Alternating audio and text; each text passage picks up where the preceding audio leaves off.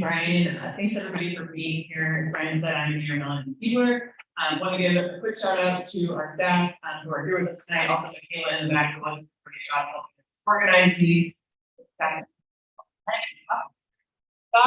approximately a 20-minute and anyone can time for questions. So we're going to move through the slides. If we go on your questions, we will see those at the end and have a good conversation. First, we want to talk about, what is the transportation fee? And you can slide going before, but this is really, it's a recurring fee. It's on your utility bill, and it's due to use and impact on the transportation system. And we collect on your utility bill, on the sewer charge. And really, the idea is that the users of this work, the bills are going to share the cost of that maintenance, operating at an aggregate level, and to make sure that protecting that public investment, making sure it works for everybody here. A fee is different than a tax.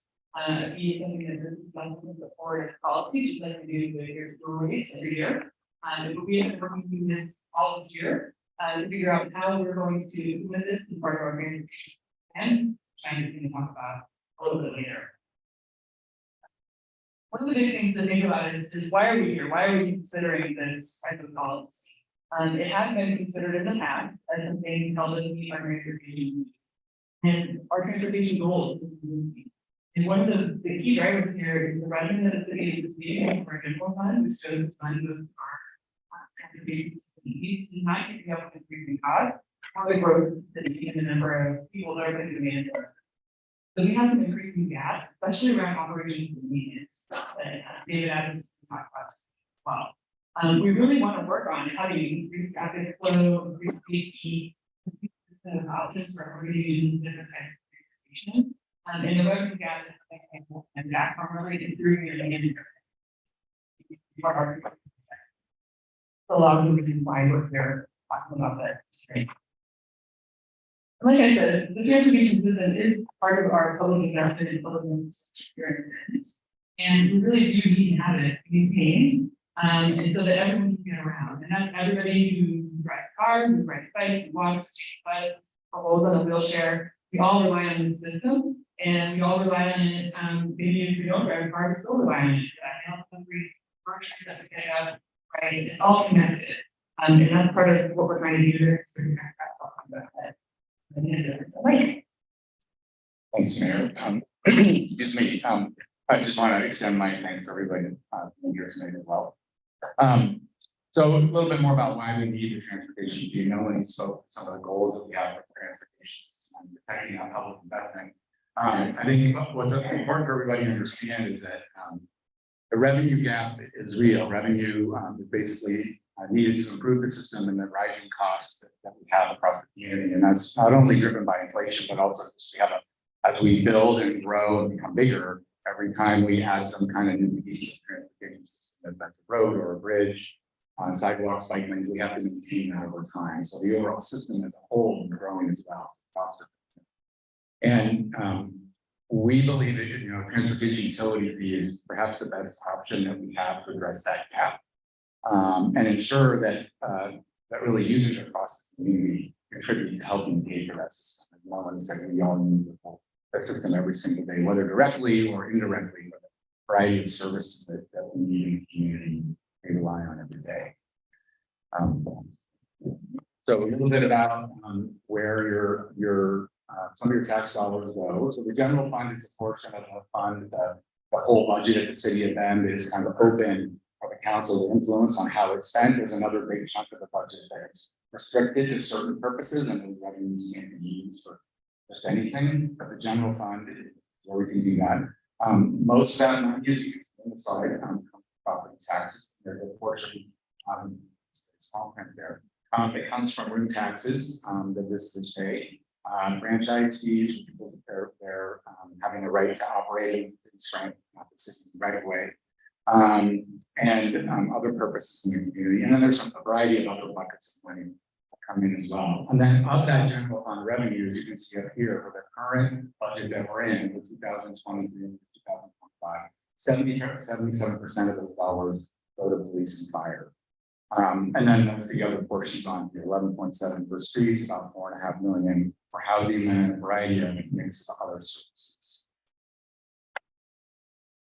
In terms of the street and operations funding, this just shows how all that is broken up. You can see that street preservation is the biggest chunk of the fund up there. And that includes, the quality of the streets and the paving and the pothole fixing and the cracks. Now, there are several roads that when I ride or drive that I'm on that really needs to be, I'm probably going to get them in the next couple of years. And try to keep those in pretty good shape. It's a lot cheaper for us to maintain them in good shape now than it is to really reduce quality. And David will talk more about that. There's other things that are really important to the community. That are things like striping and snow plowing and sweeping, keeping the road safe for everybody basically across the whole year, regardless of whether you're driving, you're walking, or you're cycling. All of us should benefit from that system in a whole variety of different ways. And you can just see from everything from concrete and paving, signs and markings on the streets. And we all know that we have rough winters here and there's a lot of gravel on the roads, and things around quickly, so we have to be straight. We do things on the street every single year for sidewalks and bike lanes. And then there's of course some administrative support costs as well that go into all the planning and administration and delivering the projects and work across the year. This is just a quick comparison of total tax rates for a city of Bend taxpayer versus other roughly similar cities across the state of roughly the same size, as well as we included the city of Bend, which is a much smaller community than Bend, but is our local kind of comparable community. And you can see that on a cost kind of per capita here, right? Per thousand of such value every year. That Bend ranks as one of the lower tax rates in the state compared to some of these other communities. And that there's a variety of factors that contribute to that. We can go into that if people have questions about it the group here or at the end. But we have one of the lower tax rates. And again, this includes everything. Schools, this is parks, community college and other special districts, the libraries as well. So this, it gives you comparables here. The challenge, of course, is that we're one of the fastest growing communities in the state, and we have a rapidly growing population, as you all know, and as we've already talked about, we have this transportation system that's also growing every year. And we have to support primarily public safety first, and then just distribute the rest of those funds across the other services for the community. If we were Redmond, we would have about $10 million more per year if we had their base tax rate. How many people are familiar with Measure 5 and the various property tax reforms, stuff that happened in the 80s and 90s? That froze our rates, and we got frozen at the rate we got frozen at, and Redmond's is higher. So we would have more money if we had their rate.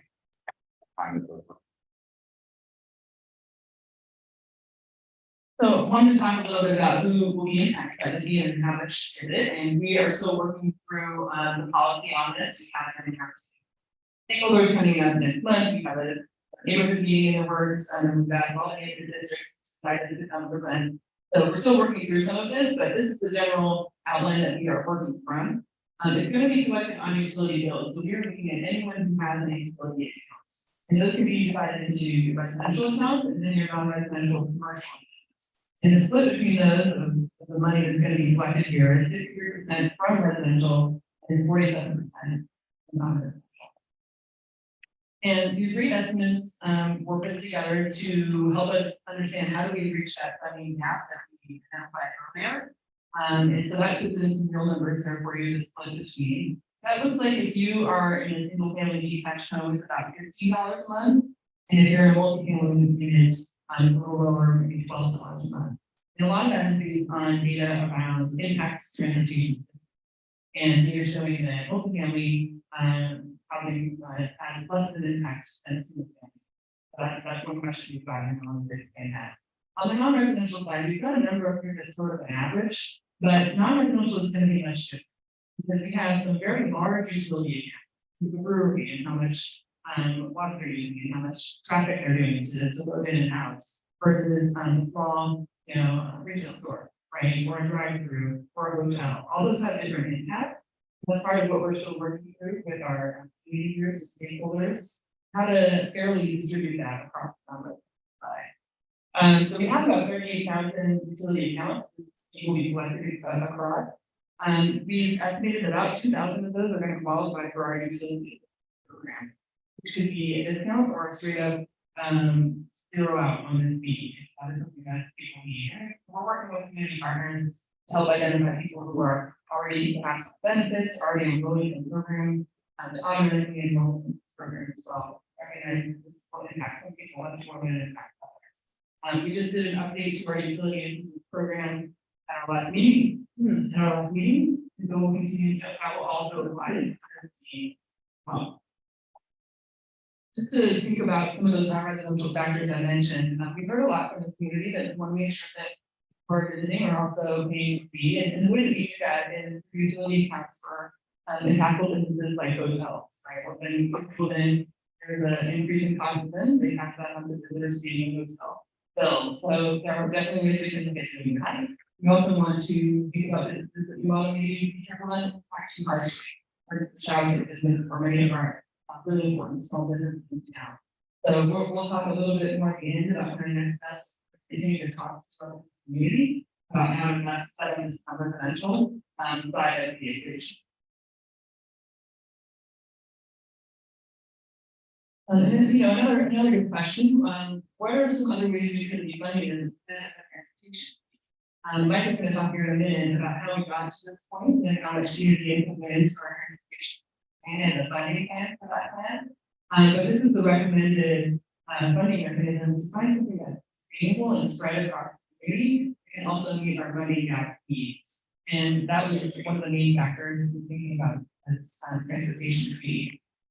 Importantly, it's also important to mention that there are limitations on other revenue sources. So for instance, voters have the GO bonds, right, in 2020, that can be used to build new projects, not used to maintain them, or not streets, or maintain a new bridge or new market, right? And so we need to be sure that we have that money for the future to build some of these projects we can community homes.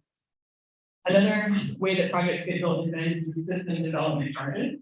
If someone puts in a new development, it's going to impact our system, they give development charge. Those are also limited to building new projects, building new roads, getting new roads, sidewalks, that didn't happen before, new intersections, not used to maintain more fund-based operations. So that is the reason that the fund group really looked at the. So how we got to this point in time in terms of thinking about funding for transportation projects in the system in our community is this transportation system plan that we mentioned I think a couple different times here. It was adopted in 2020 and it planned out for 20 years. Up through 2040, we looked at all the needs that we were going to have, projected growth, how much is that we need to build new projects, and also looked at what's it going to cost to maintain the projects moving forward. There was a whole bunch of community involvement across the city. Then I actually wasn't before I served on council. I was co-chair along with 3 other folks and about 20 other members of the community from all different parts of the community that played a role in developing that plan and identified the projects. Talked also about funding strategy. That was a really big part of it. And we had a lot of public involvement, all kinds of community meetings, and spent a lot of time talking in particular about funding. So what this shows you up here is across the top are the 4 different funding strategies that we're currently using. We talked about the general obligation bond against the fall for everybody who voted for it, and the rest of the voters for helping pass that. Transportation system development charges that the mayor mentioned. We're in the process of updating those right now. We're looking at SCC, what we call them, that's the acronym for both water super or all 3 water super. So those are getting updated right now, and making sure that we capture enough revenue to pay for their share. They also only pay for projects associated with new growth, right? It can't be, we can charge a little bit of money, some of these different things that have already been built, but it's mostly for new projects, as well as they can't pay for operations. Again, it's true for the general obligation. And then urban renewal on the right, We have that for the and central district. We have it for Murphyville. Well, so those are geographically specific funds that can only be used in those parts of town, not widely across. So the last piece is the transportation fee that we're talking about. And really the transportation fee was looked at because it provides a lot of flexibility. Every different funding source has generally some kind of restriction on it. There's only a few of them that have full flexibility. You can use it for small capital projects and for operations. And you know, this does allow us to generate a pretty good chunk of money. If you choose some of the other funding strategies, you have to cobble together 3 or 4 of them, and that can be very difficult in a community like ours. It's strong.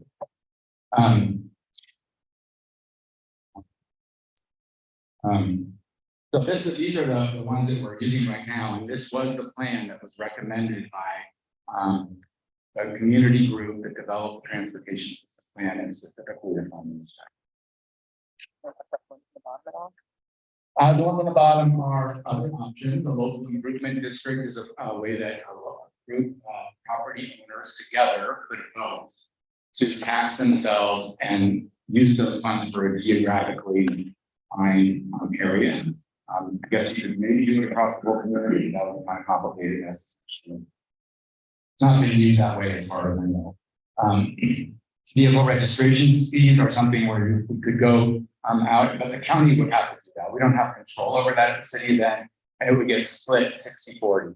The county would keep 60 and they would distribute the 40% remaining amongst all the cities across the whole county. So again, the potential revenue that we could get is not particularly big over a 10 or 20 year period. Seasonal fuel taxes, that's something we did vote on here once. It failed. But you could do a permanent gas tax across the whole year, or you could do one that varied seasonally and went down for some part of the year and went up in the summer months, say to capture more revenue from visitors. And then a targeted sales tax related to food and beverages. It would have to be non-alcoholic beverages. You can't tax alcohol twice. In our state, it's already taxed, so it would have to be prepared food is what's really been talked about. So not so much like a 7-Eleven and a fast, but like a sit-down restaurant. And to some extent, this could help us perhaps with visitors a little bit more because we tend to come and eat in those kind of restaurants and have more. Those are strategies as we see them for the future. They're not for this final piece. That would be kind of the next step. That's the way to work on. And then last, just a little bit about how residents would benefit. You know, I think what's really important, I think, for all of us is that we have a really big asset. That's something like 800 flowers. Right? That's the value of the transportation system having that.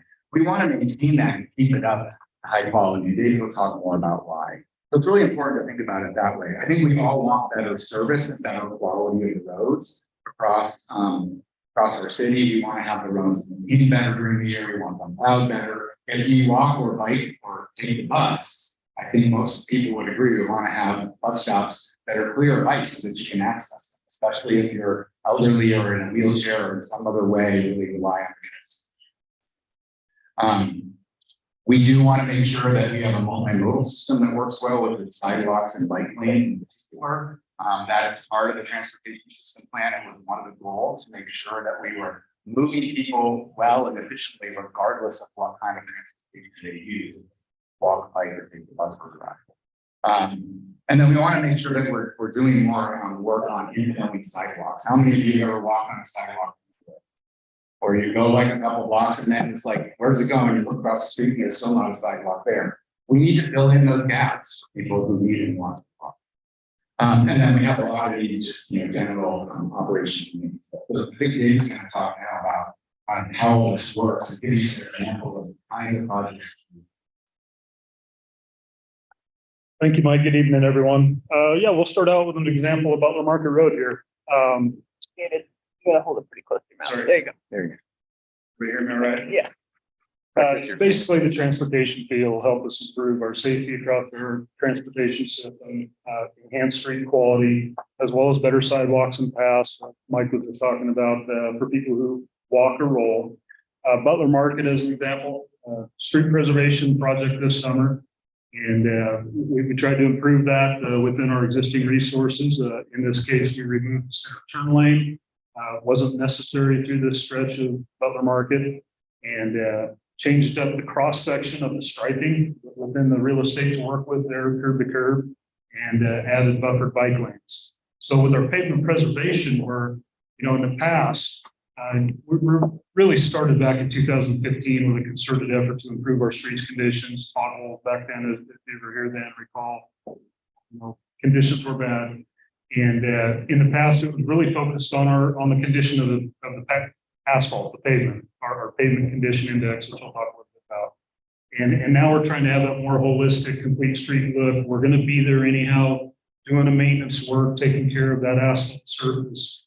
What else can we do to enhance, make the system safer, make it better, infill sidewalks, better, safer crossings, enhanced crossings, that type of thing. So using more of an enhanced safety approach is where we want to get. The mayor touched a little bit on the GEO bond and the transportation SDC, those capital improvement type projects. Those are really big projects, right? Reconstruction, kind of a new slate. Put in what they want. We're more on the operations maintenance side, but those projects that you're starting to see in town, green paint or protected bike lanes or protected areas, become ours to own and maintain for the rest of their life, and we want to keep them in a good working condition. So, looking forward, what we want to try to incorporate in our decision making with even our maintenance operations, enhancement safety, include crash data, locations, key route, safe routes to school, primary transit corridor, neighborhood greenway, missing sidewalks, those things, and take that full approach, but that takes resources, and we want to be as efficient as we can while we're out there on that, touching that section of street. Be good stewards of the taxpayers' dollars and provide and maintain a high quality, safe transportation system. Here's an example, Peril and Reed Lane. So this is actually a neighborhood street safety program, which originally was started in our shops, and with the GEO bond that the voters passed, engineering is delivering that. And it was making some targeted improvements, kind of limited scope, limited funds, and a targeted scope area.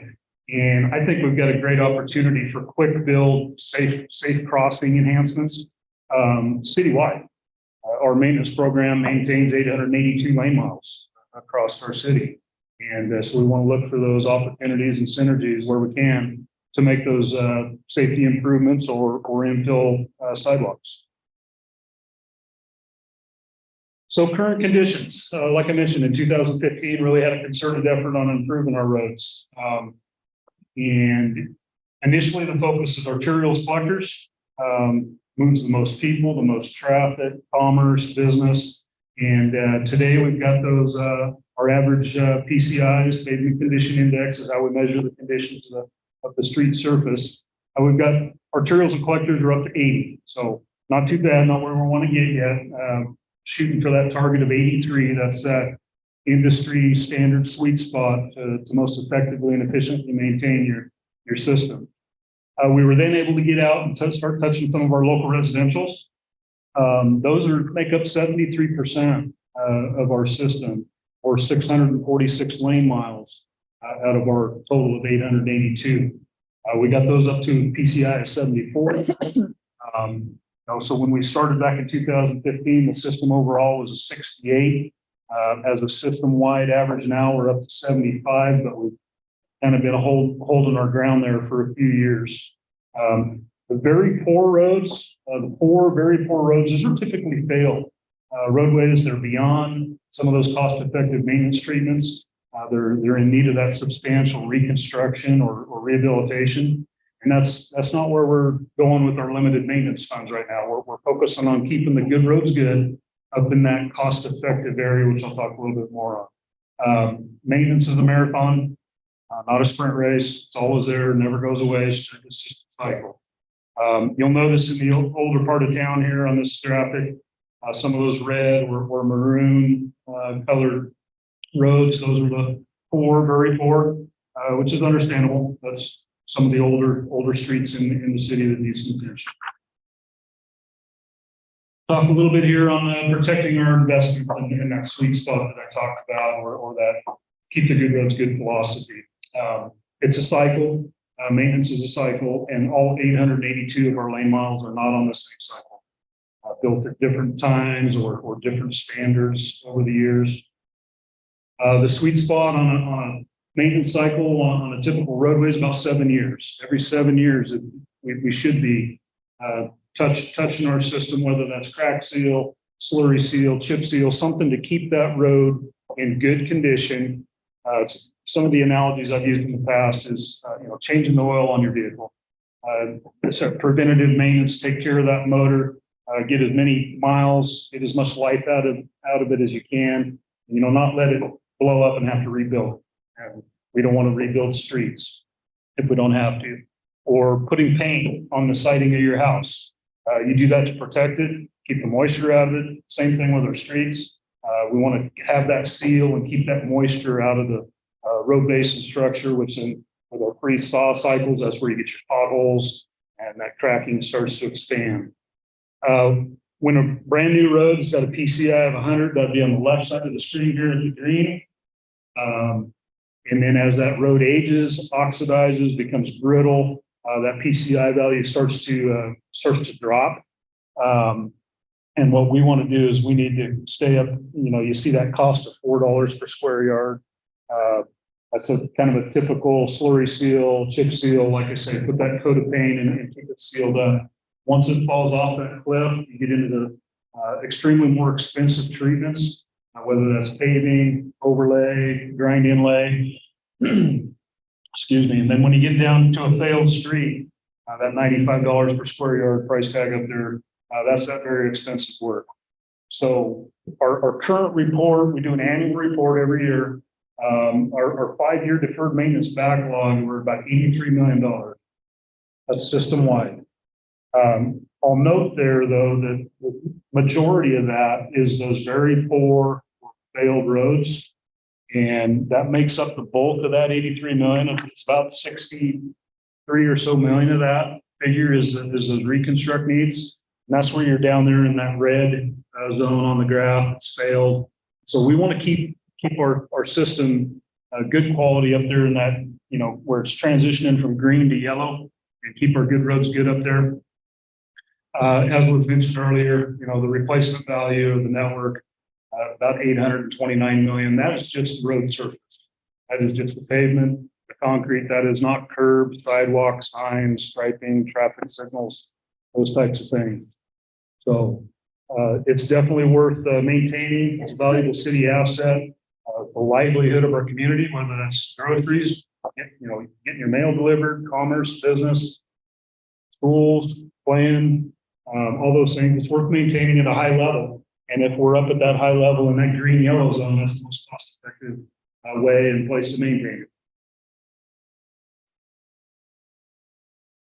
Next slide, please. So going forward, as we prioritize our maintenance work, this is an overlay of different layers in a GIS. The things we want to consider on our maintenance work and where we have that potential, since we're out there anyhow, boots on the ground, we're working on a street. What are those pedestrian crossing needs and improvements? Is there pedestrian infill needs? Is there those missing sidewalks or sidewalks to nowhere? Is it a neighborhood greenway or low stress network? A key route that's identified in our transportation system plan that we've been talking about. Is it a safe route to school? Is it primary transit route or corridor? What's the crash data? Is there safety issues at a location? And also consider work and synergy opportunities with other work going on in our city, whether that's geobond work, transportation, CIP work, our own partners over in utilities, if they're doing water line, sewer line work. We want to combine those opportunities for efficiency when we're doing work out there. Here's just some examples of some of our concrete crew work. Our concrete crew today mainly focuses on the EDA ramps associated with street preservation. When we do a paving contract, we have to bring any non-compliant EDA ramp into compliance. And we're also adding some in areas where they don't exist today. And, so the picture on the right is an example of some of their work. It's got some temporary asphalt wedges because that happens to be an overlay project to get a new layer of asphalt. But we have opportunities across the city, like I mentioned, for quick build safety improvements at street crossings, such as the example on the left. These enhanced or improvements or enhanced level of service year round will take equipment and some staff. So this is an example of where would we be looking to go. Let's talked about the concrete crew a little bit. Our current staff on our concrete crew is 8. And when we have a good funded street preservation program, they are focused on those ADA ramps. That proposed new staff would be kind of what I'll call a flat work concrete crew that is really focused on those infill needs. Where's those missing gaps? Where do we need sidewalk or those enhanced crossings? That crew would also be able to help out with winter operations maintenance as we transition into the winter season. On the sweeping side of things, shown some help there. Some of the protected facilities that are we're going to see more of. It takes some smaller equipment to get in there and some staff to run it. I don't want to be pulling a CDL driver out of a full-size snowplow or a sweeper taking care of our main 882 lane miles of roads to go jump in a small little unit off the road. We want to provide a good level of service for all users. On the striping and street markings crew, essentially today our striping crew, first priority is the paint track, all the long lines in towns on our arterials and collectors. And at the end of the season, when our striping truck gets put away, they transition over to the legends, markings, call it hot tape or thermoplastic. That's your crosswalks, that's your bike symbols, some of the turn arrows and things of that nature, those markings on the streets. And now we're starting to see more green paint markings and those things. So this would be a crew that would be dedicated and prioritized on that, so that in the spring, we're also striping, but the legends are being fixed, repaired, so that when we go into our busy summer tourist season, downtown, school zones and all those things are taken care of, not wait until late in the year for that. All those folks I just mentioned will be able to provide an additional level of service during winter operations. And then on the engineering program side, a couple of staff there really to focus on these safety bike ped type programs, and where do we have those synergy opportunities. Wrapping up here pretty quick. This is just an example of an infill, Milwaukee, one of our neighborhood greenways on the left there. No sidewalk was there to begin with, just a landscape edge, and example of some of that infill type opportunities. And then I talked about the year-round enhancement of services that we're hearing from the community for that year-round increased level of service. So there's new equipment needs. We've demoed a couple small bike lane sweepers for those protected type facilities, or where we get to where we maybe have a separated facility, maybe raised up kind of at the sidewalk level, but our equipment today doesn't work to get in these smaller confined areas. The top left there is the sweeper we've landed on after we demoed a couple. So we're looking to get one of those. A couple of those, the MPO helped us with purchasing one. On the bottom left, that's a couple of our staff members with what we call a tool gap, a small kind of utility vehicle, comes with attachments, snow blowers, brooms, plows. So these are the type of smaller equipment for some of that bike ped increased level of service year round that we want to be able to be a high priority. We've heard it from the community. Not have it be priority level, 5, 6, or 7 after the CDL drivers have been plowing streets, and be able to provide some of this service here on bike and ped facilities. Thank you. Thank you, Dan. I have a quick question. On 15th out here, there was repair on a broken up sidewalk. Is that our concrete?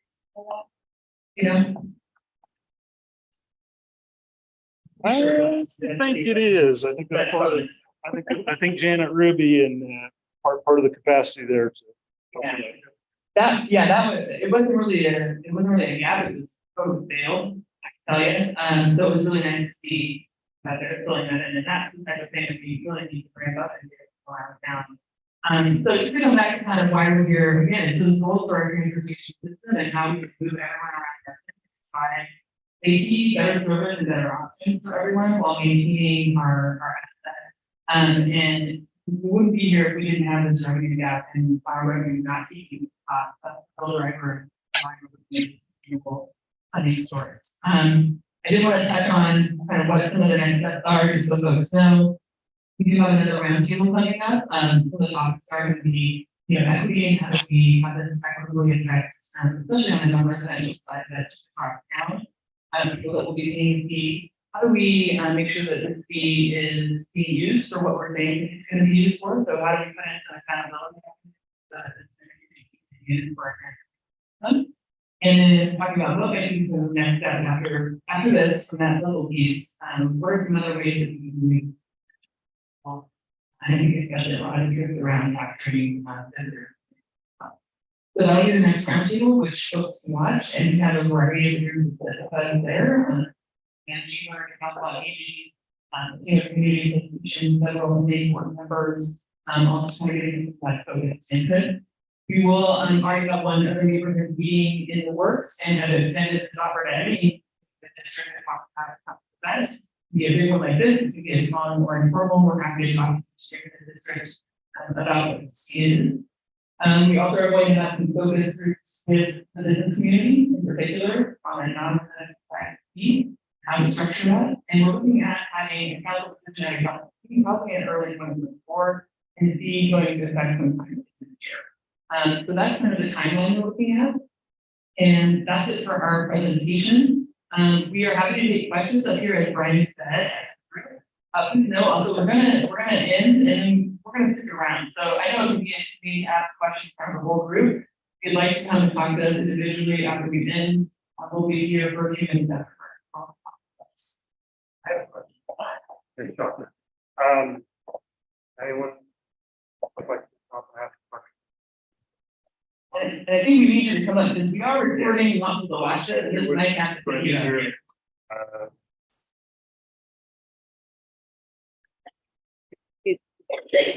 Good, right there. Yeah, that's good. I think it was good. I wanted to find out, I question. Why don't you try to answer? Can you? We're gonna pass it back. Here you go. Yeah. So everyone can hear you. And put it close to your mouth so people. Yeah, can you maybe be our mic caster? And if you could say your name so we know who you are, that's great. My name is Jim Brown, here since 1990. I have two questions. One of them you kind of already answered a little bit. I have a big fixed income, social security, and speed on food stamps. I'm for $180 extra.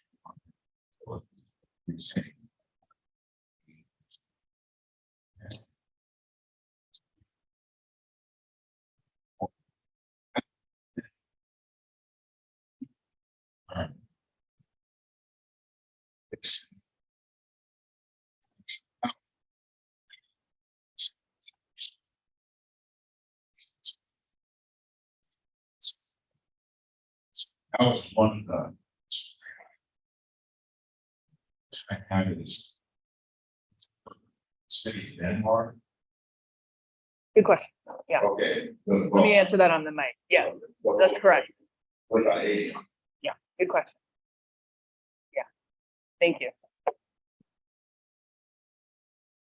Okay, so that last question I'll take for, yes, for city of Bend water utility or city of Bend utility. So any sewer, stormwater, or water, if you are on that utility account, that's what we can legally do.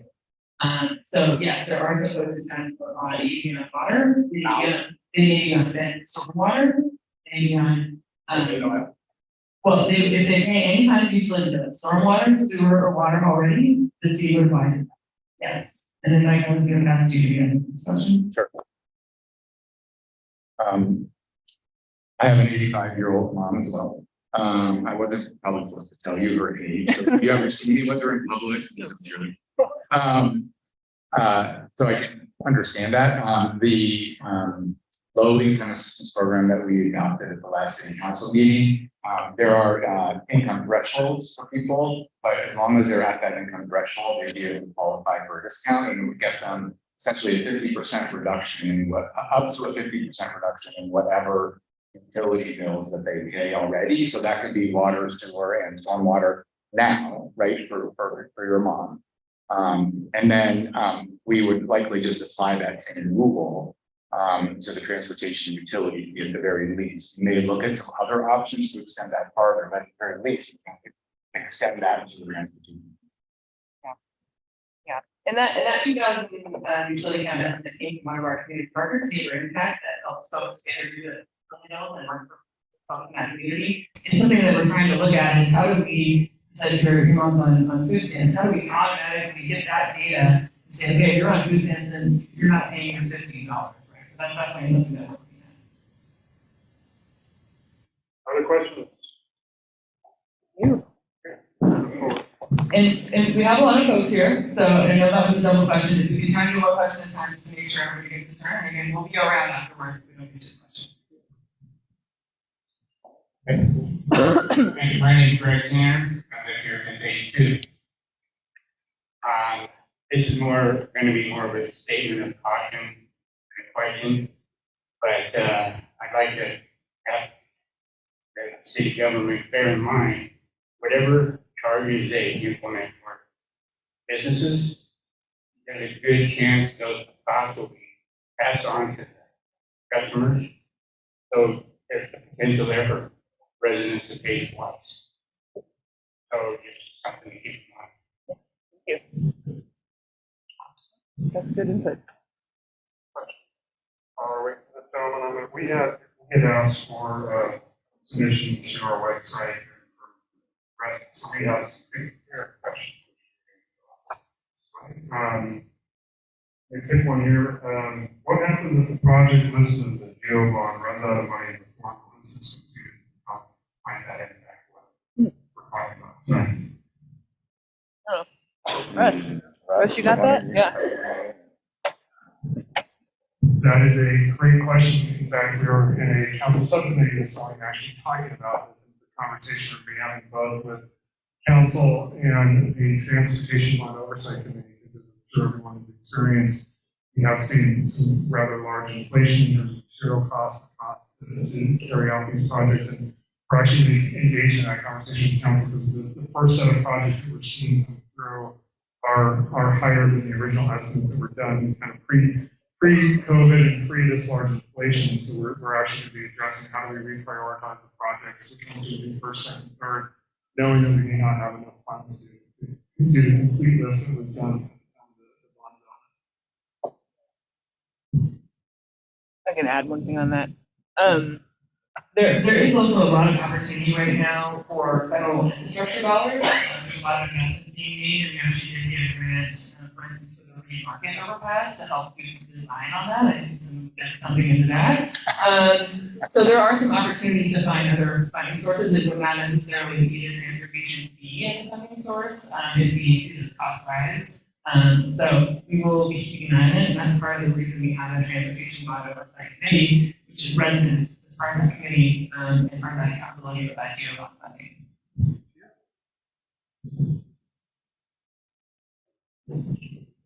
Gary Michael, just a few hundred yards from here, and certainly looking forward to an overpass there on Green Market.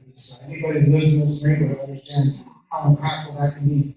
I have one question, and I appreciate the transparency, fully understand, what you guys are facing. My question would be that, will there be any transparency on how you affect the businesses as you talk about this other aspect? And my request would be that you directly tax the hotels for those people. I even heard the statement, a heavy tourist season. We all recognize it feels like traffic doubles in our city. I'd like to see those people, because that becomes very targeted to the last comment. When you tax the food, we all pay that tax. When you tax something else and it rolls over to us, we pay that tax. But there's a lot of people who come to visit here, and I think they'll continue to come. I'd like to see that hotel pack put on there. I travel quite a bit, and when I pay that bill, there's often 3 or 4 taxes, and I don't even know what they are.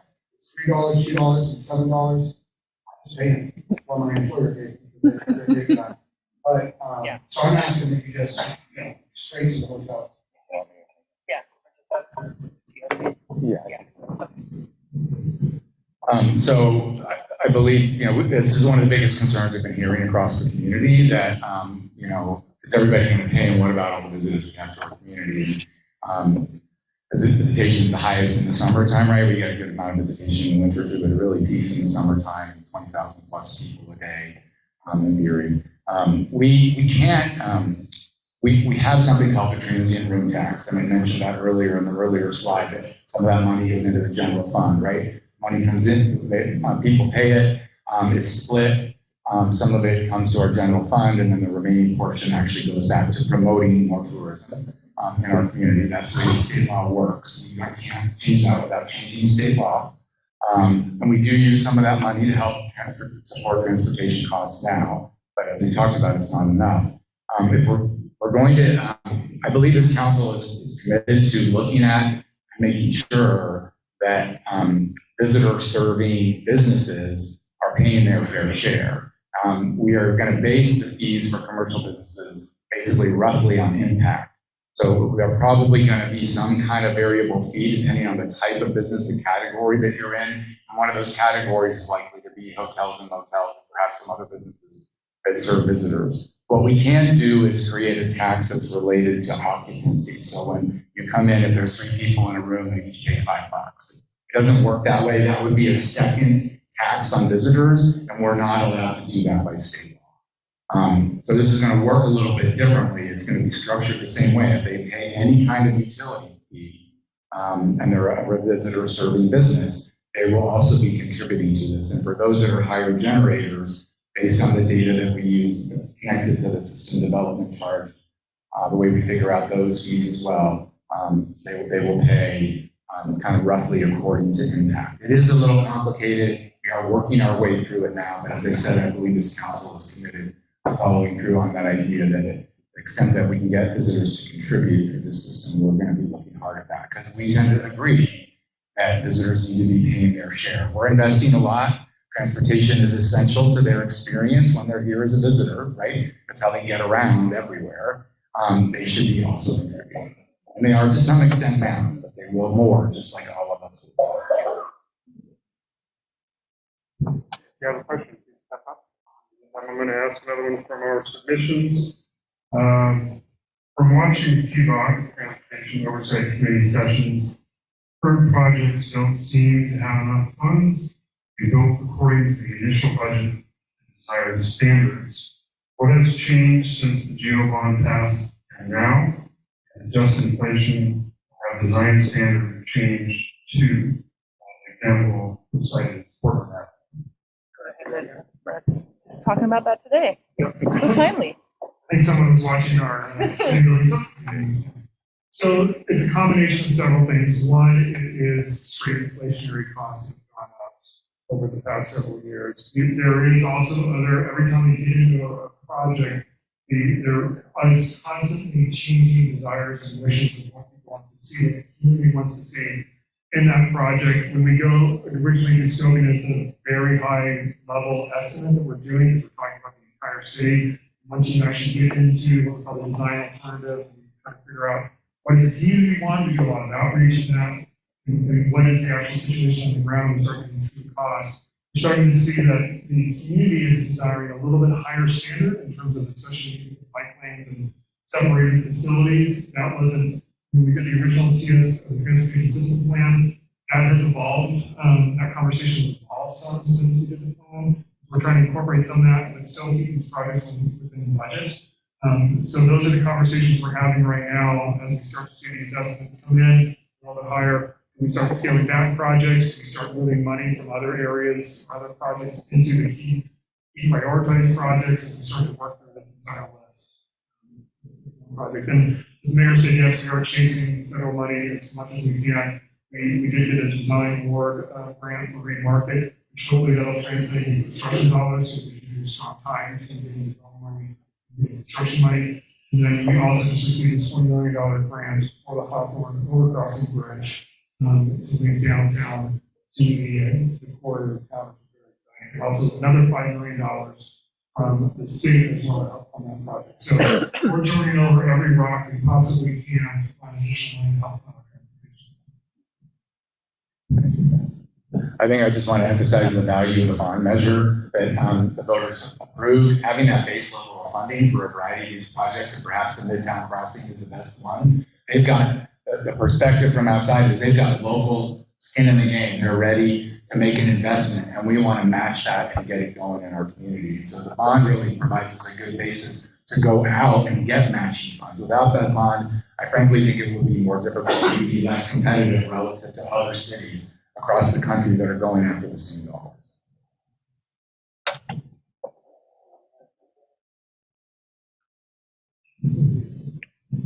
My name's Don River, and my question is, what kind of quality controls are in effect?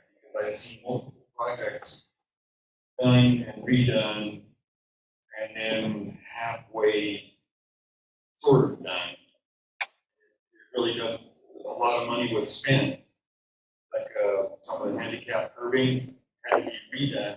It was, went through and a lot of it was done, and then I noticed just here last year or so, things that were already completed were all tore up and redone all over again. How is that possible? What kind of quality control and Butler Market that you had up here?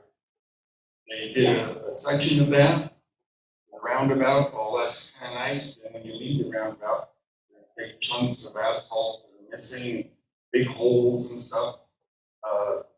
Just down a little bit hard before it gets to the next roundabout. Out to the east. I don't understand how you can drive to a work spot and nobody sees a patch in the summertime that will fix it. Won't stick in the wintertime. It happens to be fixed at the wrong time of year. So the quality control, I don't know what kind of oversight or what could be implemented to not redo things. That's a lot of wasted money that could be used for more projects.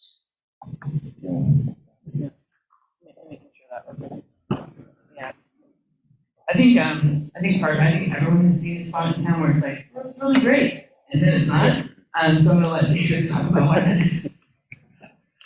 Well, a lot of that comes down to the resources, and we always struggle with where do we draw the line. Butler Market, all of Butler Market has needed attention for some years now. And there was projects coming, to your point of not doing something, having getting tore out. The Petrosa development out there did 2 roundabouts at Eagle and Deschutes Market. There was a new 27th Empire connection in that roundabout. There's one coming at Wells Acres in roundabout. So we've been kind of punting, I'll call it, our maintenance work for Butler from that 8th Street roundabout east. And there's a GeoBond project in there, so that's that synergy piece. When does it make sense to get in there or not? Our street preservation project was from 8th Street roundabout west to the railroad tracks, and that was kind of the limit of how far our funding could go this year with the projects we had selected. And after that Wells Acre roundabout goes in, and there's no new roundabouts or the multi-use path or GeoBond project, we'll come in there and go roundabout to roundabout to roundabout on the existing pavement surface. And then that corridor is done and on a nice cycle for maintenance, because when there is a treatment needed, a slurry or a chip seal, it's not just piecemeal here and there, it's the whole corridor. On the concrete side, I don't think, happy to talk with you afterwards if there's examples. I know our concrete crew doesn't put a whole lot in and tear a lot out. They do tear out ADA ramps that are non-compliant. However, those went in the past. A lot of times it's private development or things that need to build their public frontage improvements to the new current standards. We don't have a whole lot of work in-house that goes in and tore back out. But like we did the ADA ramps at 8th Street roundabout, they were non-compliant with today's standards. And so maybe we rebuild those too. different standards. What changed in the standards? There's been over the times, there's pro-ag, guidelines, in right of way that is different landing sizes, the slopes, cross slopes and ramp slopes and those types of things. Something was out of whack on that whenever those were originally built years ago. That needed to be fixed.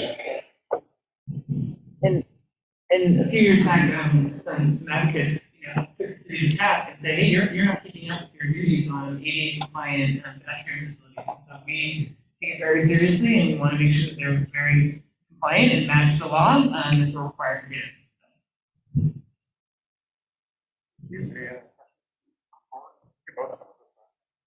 While we were waiting for that, one question submitted was, what does the city need more, staff or funds or improvements and maintenance? I think that's the same thing. And I think you heard David, and we have that table up there with the staffing, right? Just kind of about a bunch of information, but really what we're talking about is more crews that can be acting simultaneously when there's a weather event, more crews that can be out sweeping after the snow's melting, the gravel's out there, right? More crews that can help get projects built and done. And that needs more crews to have more maintenance. So, I mean, I think you've got to pay people. Some funds go with the staff, not just the materials. And I think that we need both, I think. I just wanted to add, I meant to say this earlier, but I think it's a good time to say it now, that when I was on the citywide committee that was looking at transportation and funding, the group in particular that was looking at the funding part of the picture for the transportation system was really concerned about, as we talked about, we're building more assets, right? We're adding either more lane miles, or we're adding more sidewalks or bike lanes, roundabouts, crossings, all of that, and we need to maintain it. And the funding group was really concerned that we've got these other funding pieces, right? The GEO bond, the SDCs, we've got the urban renewal areas for those specific locations. But where's the flexible money to pay for the ongoing operations and maintenance? It was really important that we have the resources we need to be able to buy the materials and hire the staff to do the good work to maintain this on a good cycle and not get into a bunch of roads that are on deferred maintenance that are costing them $95 a square yard to replace. So that's why the TUF is so important, because it's flexible funds and it can be used for this purpose and also help support the safety and travel options that we're looking for across the community. So to some extent, we've talked about TUF twice. I've lived in Bend, and both times it hasn't moved forward, and I think this council is very committed, not only to the TUF, but the idea that we need to be responsible stewards of the assets that we have for the community that you all are investing in through the bond measure, and we want to maintain them in good operating conditions so our system works really well for us. And it's really, I think it's time for us to step up and do that as a community.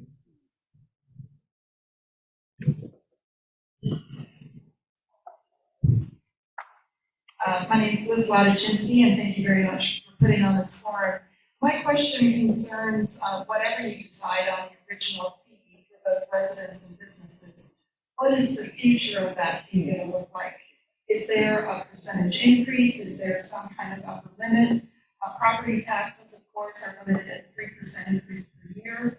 And I'm concerned that, we've already got the TUF in place at, let's say, $15 per resident. So next year it's going to be plenty. But again, thank you for the forum. And a question also here, one. That's a great question. And what we see, a lot of those cities in Oregon actually have a transportation utility like this. And what's very common is to build in something that can match price index or some percent of inflation or something to realize that pavement costs for David are probably going up a little bit every year. And the budget you want to use for maintenance, right, and for operations of this group has got to go up a little bit. So I think that's probably what we'll look at as part of the policy. So it's a very common way for other cities to match it up to what costs are going to do over the years. I think this will be a policy and ordinance that council puts in place. Any major changes beyond something like that, a new council, the next council, we need to vote on, and we need to make that change, in a couple.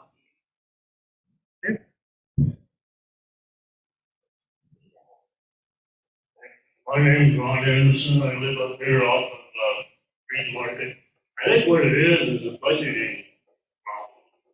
Like, I see a problem with a lot of money, I guess, is spent on the transportation, buses per se. And I have yet to see any buses, and I'd like to see the records on how many people use the buses. The buses keep getting bigger. And there's only one or two people riding the bus. I don't understand that at all. I mean, it just doesn't make sense. The buses used to be small, one or two people. The bus is getting bigger, same one or two people. We're creating bicycle lanes. 99% of the people, when I go down, walk down Rig Market, bicycles are on the sidewalk. They don't want to be hit. But we need to get some kind of thing going. If we don't have a bicycle lane, it just collects dirt. The last statement I guess I want to make, and this is going to kind of sound funny, I grew up here.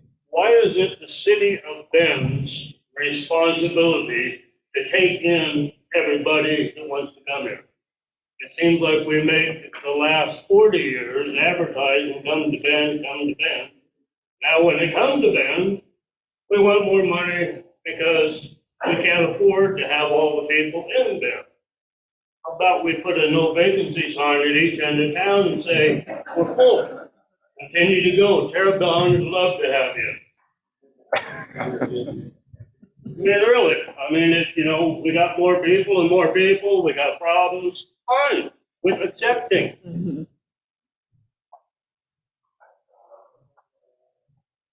Yeah, so I grew up not far from here, which is then I've seen, even just, I know you've probably been here longer than I have, but I've seen a lot of the changes. And there has been a lot of change then. And a lot of institutions, folks who realize it's a great place to live, they have to live here. And there is no way legally in this country for us to blow up the drawbridge, put a gate around and say you can't live here. We cannot do that. And under Oregon law, we actually are required to plan for what, folks forecast out our population is going to be. And that forecast still shows that we're going to grow.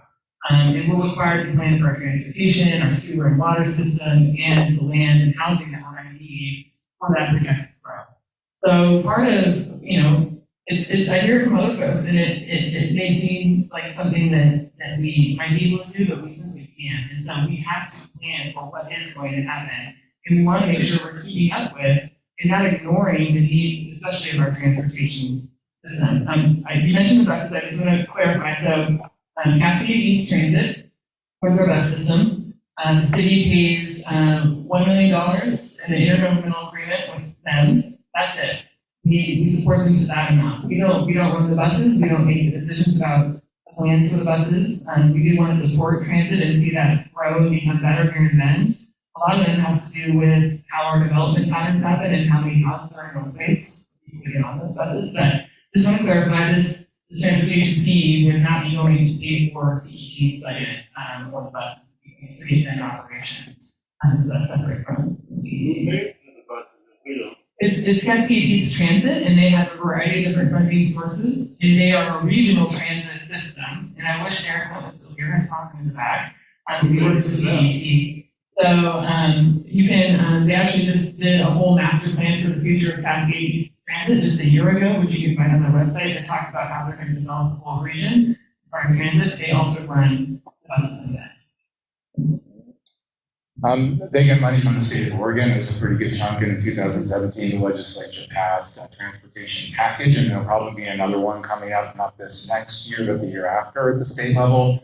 And there was additional revenue that started to flow in to Central Oregon. It actually flows mostly through the county and then gets dispersed, or Jefferson County or Deschutes County or Crook County. And Cascade East Transit shares, runs the system for the whole region. So their big part of their job is actually to cobble together all the different funding sources. And as the mayor said, we contribute a certain amount from Bend, as do some of the other local communities. But there's a lot of other statewide revenue and other granting sources from the federal government as well that come down to pay for the bus system. But we won't be spending any of these dollars on operating the bus system. Maybe cleaning some of the bus stops, right, as I talked about, but not for paying the drivers and the gas and buying the vehicles. Yeah, questions in order, I'll keep asking.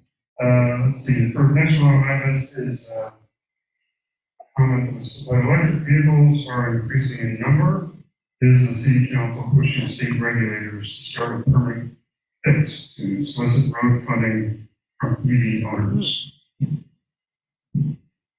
Yeah, that's a great question, because part of what our revenue gap is being caused by is climbing state gas taxes. So we get a portion of the state gas tax that's allocated to us, and that has been pretty flat past few years. And some of that has to do with people switching to electric vehicles. So I can't remember if there is like a one-time fee when you register an electric vehicle, but it's definitely a conversation that Oregon Department of Transportation is having. The other thing about electric vehicles is they weigh a lot. They actually can do some damage to the roads.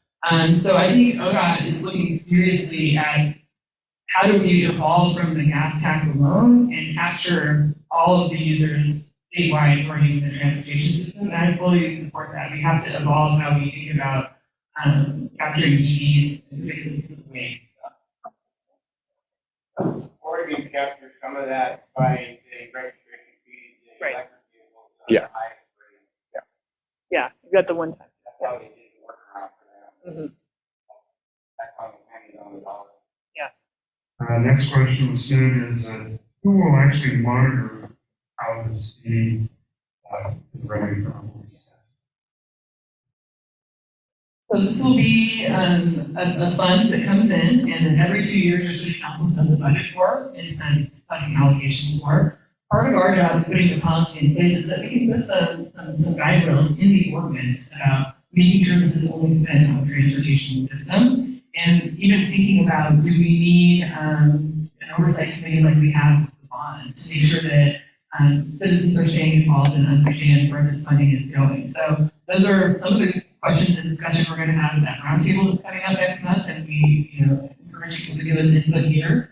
There's always accountability in the city budget, which is a big process, but people are particularly interested in transportation, so whatever we can do to make sure people understand how these dollars are being spent, we want to do that. For anybody that hasn't- Someone who hasn't spoken. Yeah, if there's. I mean, I want to give time for people to mingle. Everybody. Yeah, Don James, it's nice that you guys are here together. How much is the Hawthorne crossing?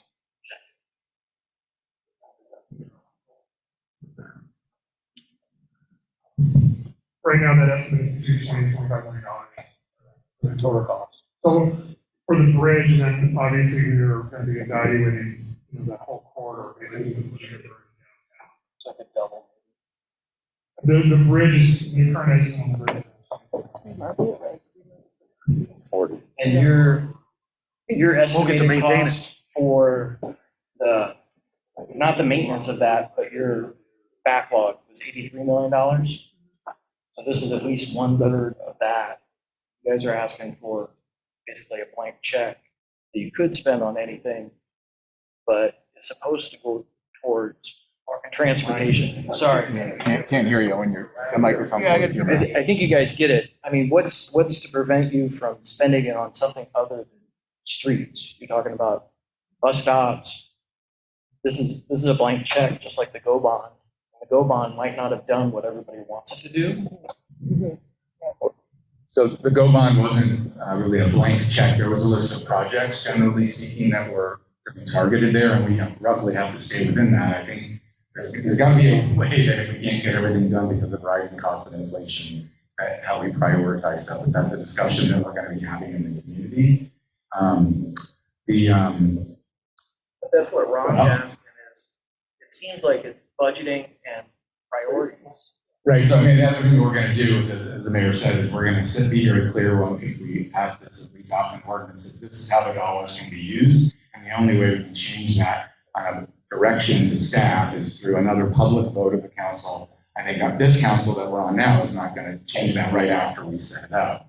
Future councils, we can't control that. So that's up to all of us as citizens to hold future councils accountable. And then we would report back on how those funds have been used over time. Yeah. Budget hasn't kept up with the city budget proportionally.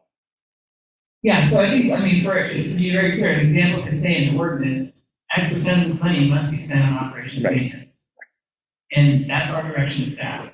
And unless another council comes and changes the ordinance through the process, that's what the direction would be to staff. So, and I think that's part of those accountability measures, and I think that's important, that people see this is where the fund is, and this is where it is spent, and you can say at the end of 2 years, you spent it on the staff and these projects and this maintenance. So, I think that's important. And I think that's part of putting the list together for the GO bond. It's like, here's all the projects we're gonna fund for this. And I think what you'll see is you'll have David staff, I mean, every year, so here's our plan, here's what we're doing on these 2 years, with the budget amount you're giving us. And we hold them accountable to make sure they're doing that. And I think that we wanna be transparent there. I just want to clarify one thing, especially in the Huffman Bridge. Sure. That grant award was specific for that project. We cannot move those funds to any other project in town. And it's got federal oversight on how those dollars are going to be spent. Most of the grants come in that way, and then also the GEO bond, there is a restricted list of projects that is established by council by resolution of how those dollars should be allocated, and there's an oversight committee to watch those funds. So we try to provide as much transparency as we can around how those funds are being spent, what the prioritization is, and that's kind of an everyday kind of business operation we have. Makes sense. His budget hasn't kept up with the rest of the city budget.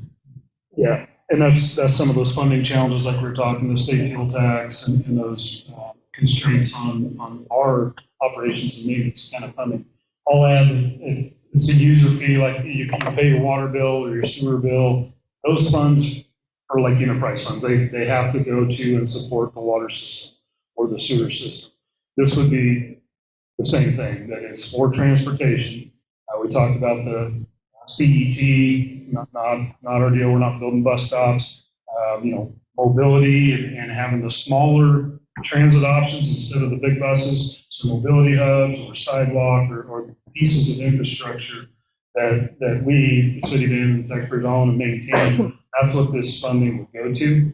And it's an interactive process every 2 years on the biennial budget Mayor was talking about, because I come in front of, here's what we should be doing, here's where we're at, here's a report card, here's where we need, to move the needle on some things. And this fee would help us be able to do that and get back on an improving trend, because like you said, for the last few years now, we've been treading water status quo, and we need to get back up into the better conditions that we were talking about.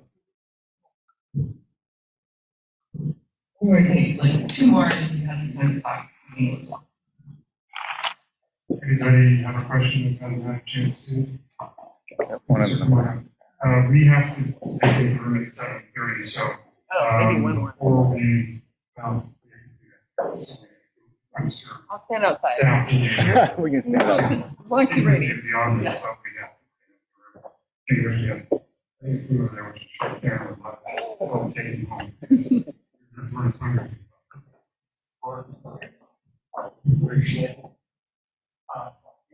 Hold it up close so people can. Thanks. I think since this is actually a tax, we gotta have.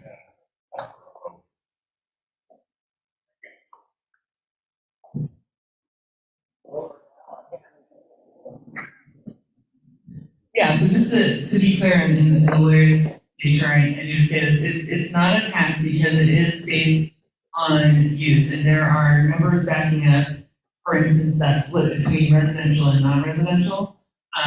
There are numbers backing up the impacts and the people that are using the system to come to those conclusions of those numbers. So it is not a tax, but because a tax is levied in a totally different way. And only if you have a utility account will this fee apply to you. It will only apply once on your utility account. But I've heard a number of comments about having this go to a vote. And I think I'll let Councilor Riley speak to this too. I think this is part of what we are elected to do, is talk through these types of policy measures, also to implement the plans and policies that are in place in the city that our residents and citizens have worked on. They put in place and told us these are the goals for the transportation system. This is the funding plan, and we want our leadership to go forward and implement it. We are very interested to hear what people have to say about this. We have made an engagement plan that includes events like this, right? We want to hear your concerns. And there's been a number of really good comments tonight and good questions that I think are really helpful in informing this policy going forward. But this is part of, I think, what we were elected to do and are going to continue to work on. The only thing I would add is I agree with everything the mayor just said, is that it's our responsibility to look out for the financial health of the community, and in particular, this set of assets that are important. I mean, we all got here somehow tonight, right? Either walking, biking, taking the bus, or driving, and we're going to do the same thing to get ourselves home.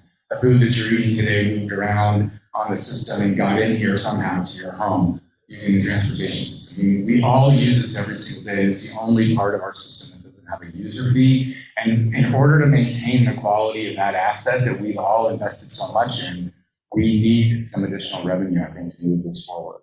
And otherwise, we're going to continue to have deterioration, more of the red stripes showing up on there, the map that David talked about earlier.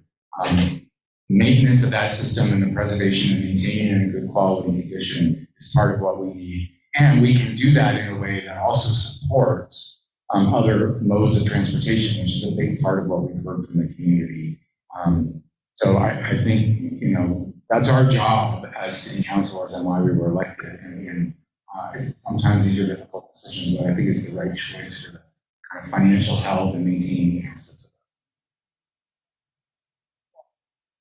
Yeah, I'd love to have some time to chat with people more one-on-one if anyone else has any other questions. So, yeah, one more for Brian. Thank you. This is sort of a common question from a number of different people speak up, but in essence, looking for cities' current thinking on the fair application of the fee when it comes to households, neighborhoods that might be just across the street and no longer there are not in the city of Bend, but basically use the city of Bend for everything else. And also maybe heavy industry businesses that get substantial funding from the city for city projects, but don't reside in the city, so they maybe wouldn't be paying towards the system. Yeah.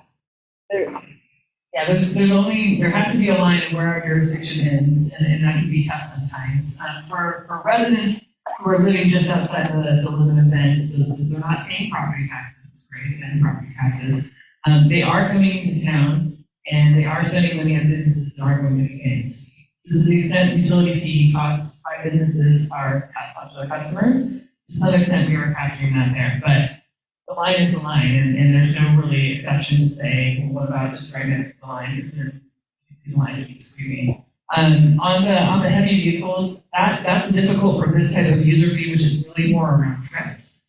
That weight registration, vehicle registration fee, which could go to weight, that would be a way to maybe capture some of the more heavy used vehicles that come into the city, but without having that utility account connection, that trip connection is pretty hard to capture. Well, thank you. Again, Farm District Association, we really appreciate you coming out.